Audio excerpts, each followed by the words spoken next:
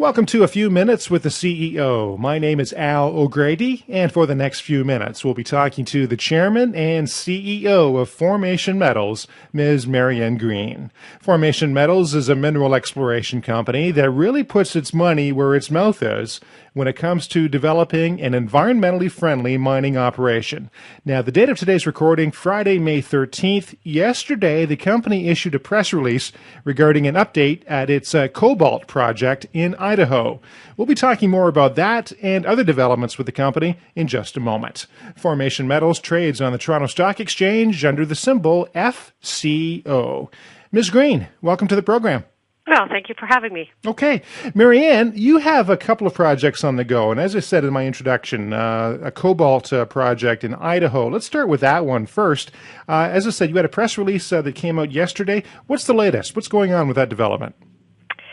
Well, just to give you a little bit of background there, we started working on that quite a few years ago, and it took quite a long time to permit it. But we are now in the pre-construction phase, and that news release talked about just exactly what we were doing. It described some of the detailed engineering and some of the final design that's underway. And it stated, of course, too, that the site earthworks are scheduled for later at the end of this month. So we're really excited to have that underway. Okay. Obviously, you've got something going on with the earthworks within the month, but maybe give us a longer time frame. What can shareholders expect, say, 3-6 months down the road? Well, more construction over the next 3 months will be well underway. By August, I think we should have the portal bench in place and then be moving forward with the underground workings. It's an underground mine, so we'll be developing those underground workings. And then the next stage there later on, more like September, we'll have the power grid hooked up. And then hopefully, if all goes well, in October we should have all the concrete poured. And then we continue the rest of the construction throughout the winter and erect the buildings. And we should be finished, sometime, by this time next year. Okay. I talked to a lot of presidents and CEOs of junior resource companies, a lot of them involved with, precious and base metals, copper, gold, silver, but not many are really focusing on cobalt. Let's talk about the cobalt industry for a second. What's the market potential like, commodity prices, et cetera, et cetera? Well, it is a bit different than the copper or, certainly the precious metals. But it is a base metal, and the market has grown steadily since the late 90s. Just to give you an idea, consumption in the late 90s was about 30,000 tons, increasing to about 70,000 tons now.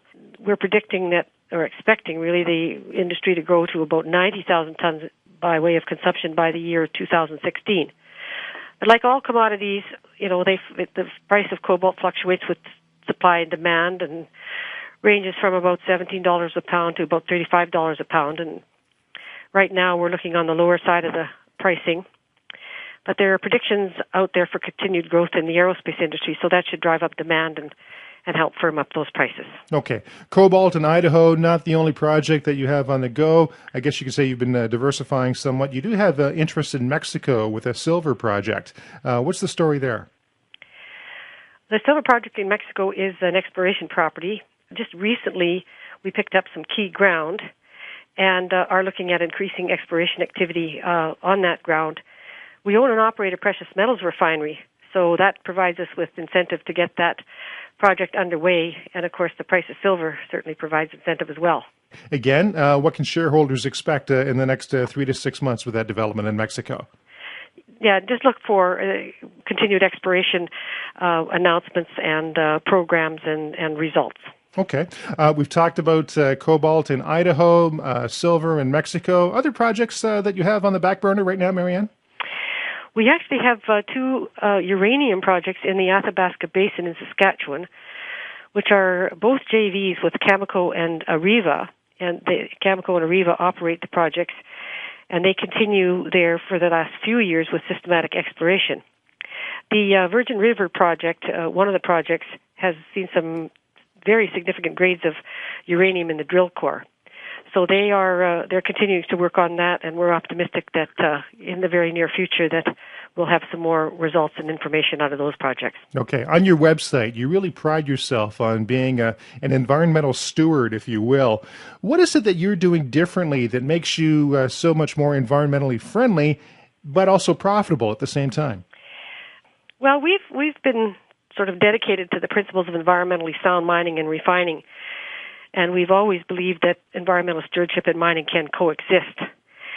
And if you plan your operation around those principles from the very beginning, right through from the beginning of mining and in the stages we are now, right through to closure, it doesn't really cost anymore to do it right if you plan it from the start.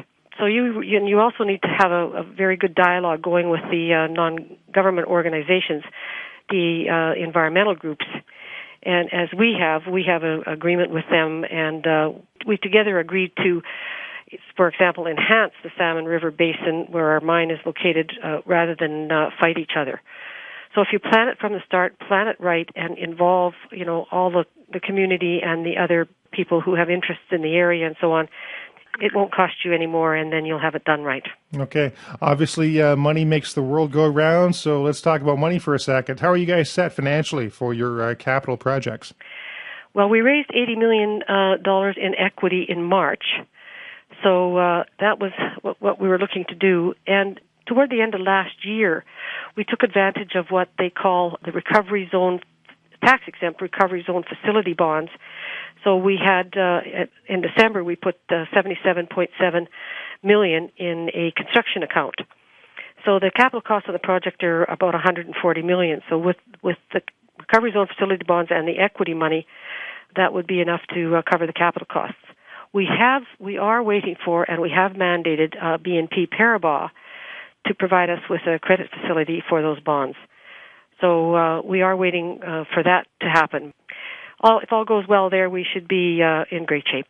Okay, now from an investor's standpoint, I know your share price just a little over $1 last fall had a nice run up, and I don't want to have any sort of misleading forward-looking projections or statements or anything like that, but maybe a comment as to what happened as far as your stock appreciation last fall might be noteworthy. What were your thoughts on that? In the summer last year and in the spring last year, the market was really looking for our plans in terms of financing the project. And then in September, we realized and announced that we were eligible for some of these recovery zone facility bonds. So the market reacted quite well to that. And then we went ahead, of course, and said that we needed to work with a lead arranger to provide a credit facility, and we put that all in place. And then, of course, we moved forward, got that actually done, and put the $77.7 million in that construction account, and then moved forward with the equity. So I think that was certainly the run-up in the share price there, just the excitement of getting started. And I think once the shareholders realize and the market realizes that we're actually underway and are moving forward, we can see some more appreciation, hopefully. Okay. That's it as far as the formal questions are concerned, Marianne. But, of course, my guest always gets the last word. Any final thoughts? Anything you'd like to add right now? Well, we didn't talk too much about cobalt itself. Let's talk more about cobalt. Yeah. What's on your mind on that one? It's a strategic metal, and it's used in renewable energy and defense, of course, clean air. It helps improve your lifestyle by its use in cell phone batteries and computer and so on. As we said earlier, our mine is in Idaho, and the U.S. doesn't produce any cobalt, so we will be the only miner and refiner of cobalt in the U.S. You're saving your best point for the very end, Marianne. And on that note, Marianne, I want to thank you very much for your time and sharing your thoughts with us about Formation Metals. Thank you very much for having me. Okay. And Formation Metals trades on the Toronto Stock Exchange under the symbol FCO. And you've been listening to Ms. Marianne Green, Chairman and CEO of Formation Metals, on A Few Minutes with the CEO, produced by RBL Communications. I'm Al O'Grady. Thanks very much for joining us.